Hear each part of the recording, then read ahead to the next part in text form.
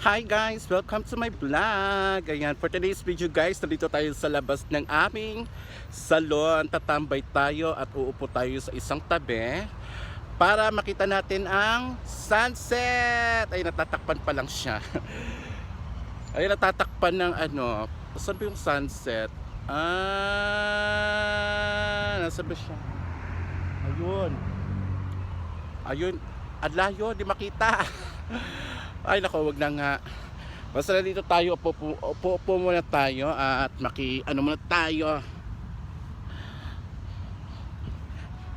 Ayan, ngayon lang ako nakapag-video kasi busy ako kanina sa trabaho and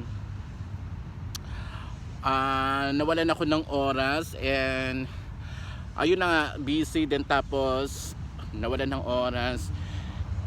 Napaka-traffic ngayon. Alam nyo, to be honest, this is Monday today.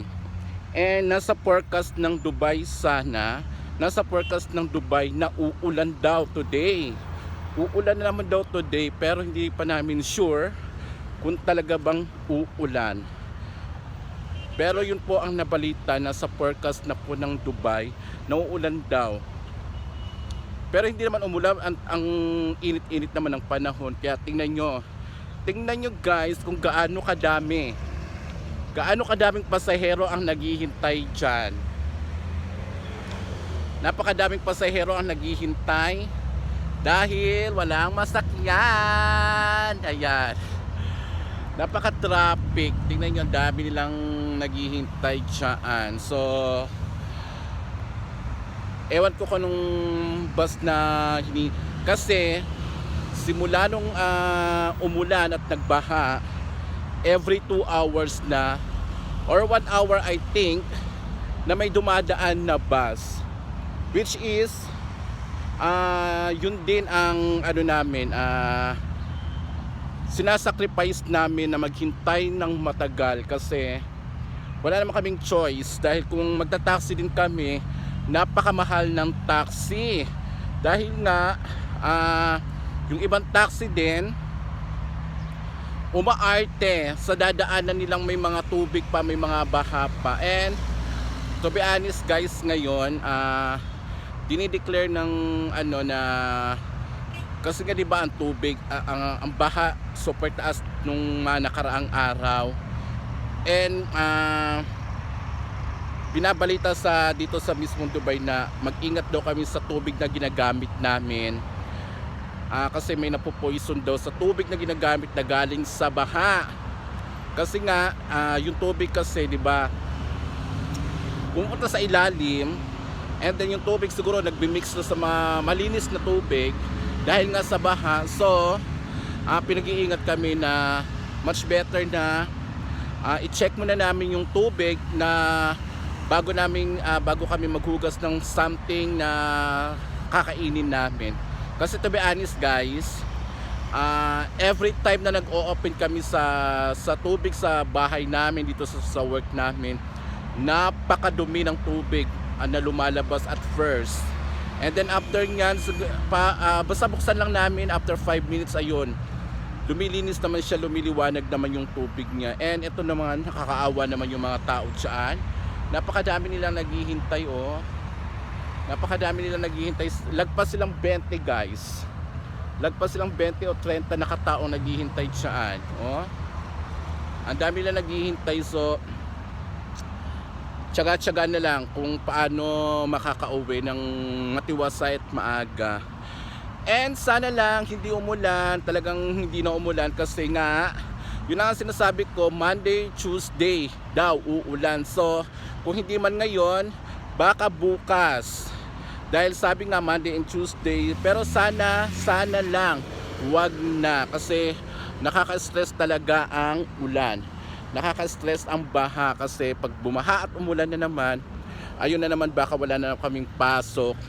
Baka mahirapan na naman kaming pumasok dahil sa mga baha na yan.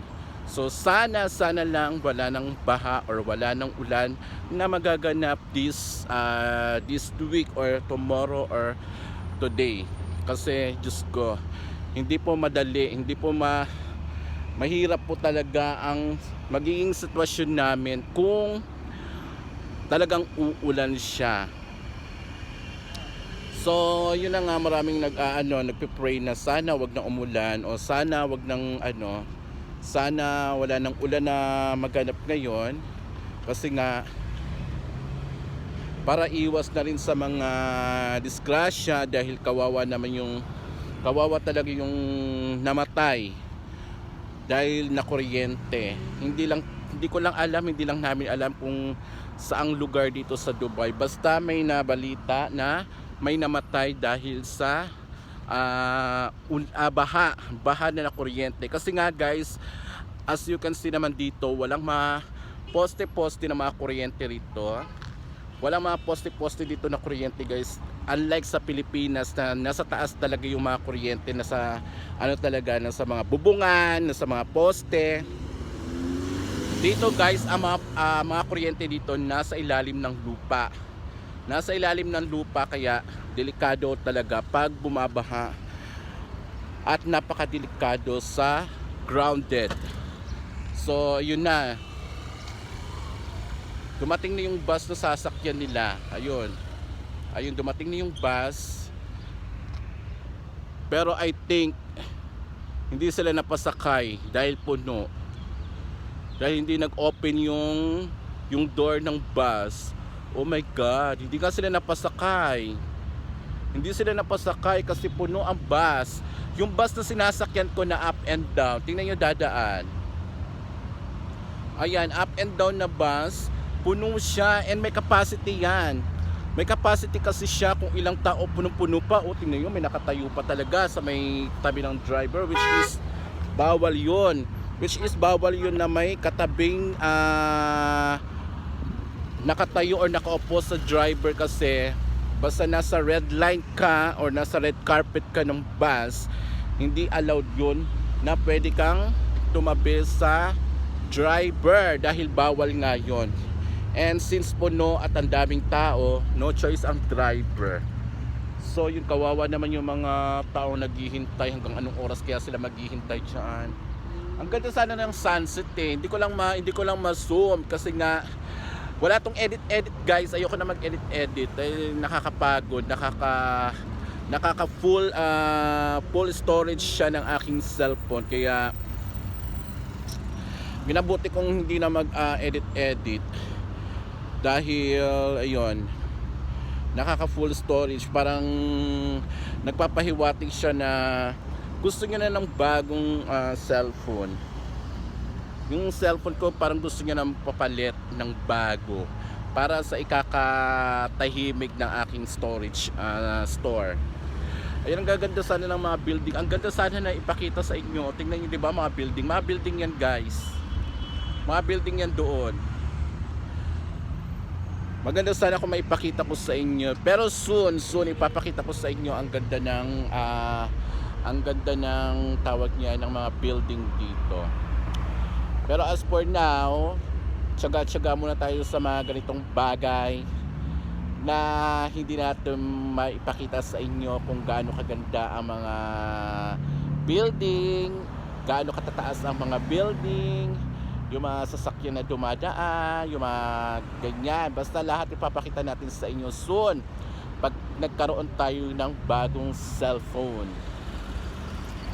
And sana next month, sana wish ko lang bago ako mag-birthday ulit on September. Malayo-layo pa naman yung September, makakapag-ipon pa naman. Pero sana bago mag-September or bago mag-July or August, magkaroon na tayo ng bagong cellphone, kasi ako mismo nahihirapan na rin mag-upload, mag-edit para makakala mo galing mag-edit. Hindi pa po ako talaga masyadong marunong mag-edit. Basta dinudugtong-dugtong ko lang yung mga videos na ginagawa ko, and minsan may dinidelete na akong videos para lang maganda yung pagdugtong-dugtong ko ng mga videos. Pero ngayon wala tayong edit ngayon dahil nga pag nagputol-putol ako ng video, yung magpo full storage nga yung cellphone ko, kaya minsan nahihirapan ako kung anong mga videos ang i-delete ko na mga nakasave sa aking gallery. So for now is magtiyaga-tiyaga muna tayo, nagtiyaga-tiyaga rin ako. And pasensya na guys kung ang mga videos ko, kung ang mga nakikita nyo at mga napapanood nyo sa akin is parang paulit-ulit lang. Dahil yun lang po talaga ang kaya ko for now, dahil nga alam nyo naman, bahay trabaho lang ako. Pero kung may time naman na makapunta ako sa bahay ng mga kaibigan ko, which is minsan mga baldagulan sa pag nomo mga ganyan, sa mga meet namin ng mga friend ko kung saan kami magpupunta, ganun lang. Pero usually hindi ako nakakapag videos nga, dahil nga ayun, minsan parang na-awkward or nahihiya ako sa mga taong nakakakita or nakakapansin sa ginagawa ko, dahil nga minsan hindi ako gumagamit ng mini microphone. Talagang malakas talaga yung boses ko, kaya pagkasama ko yung mga kasama ko na nagbibideo ako, sabi, nagugulat sila mismo sa boses ko dahil ang lakas daw. Sabi, hindi, parang sinasabi nila, parang nahihiya kaming kasama ka dahil ang lakas ng boses mo. Okay lang mag-video ka, ano. Tapos sinasabi nila mag-ano na daw, yung parang i-voice message ko na lang daw yung videos na ginagawa ko. Kaso lang kasi minsan kasi 'di ba, na-try ko kasi many times na mag-voice message sa mga videos na ginagawa ko. Pero usually kasi hindi ko ma-timing and hindi ko makuha yung na ano pa rin ako na tawag niyan, na ano tawag yung violation ba yun, na naka-copyright pa rin ako sa mga ginagawa kong videos, na pag pag nagbo-voice out message ako, ganyan. So ayun, kaya ito lang ginagawa kong mga video na wala nang edit at walang voice out message. So bahala na silang umintindi, bahala na kayo umintindi sa ginagawa ko. Basta yun lang yung kaya kong gawin for now, and sana mapagbigyan nyo ako, and sana maintindihan nyo ang mga bawat videos na ginagawa ko, dahil yun lang po talaga. And salamat sa mga sumusuporta sa akin, na walang sawang sumusuport sa akin, na walang sawang umiintindi sa akin. May atras na sasakyan, atras muna tayo, na walang sawang umiintindi at nanonood ng mga videos na ginagawa ko. And yun na nga, basta pagpatuloy nyo lang, basta darating din ang panahon na magiging atin yung journey na to. Makakakuha rin ako ng tamang journey para sa akin. Basta nandyan lang kayo at huwag kayong bibitaw. And siguro dito na lang magtatapos ang aking vlog guys, dahil may trabaho pa ako, baka hinahanap na ako. And thank you so much guys, see you on my next vlog. Bye.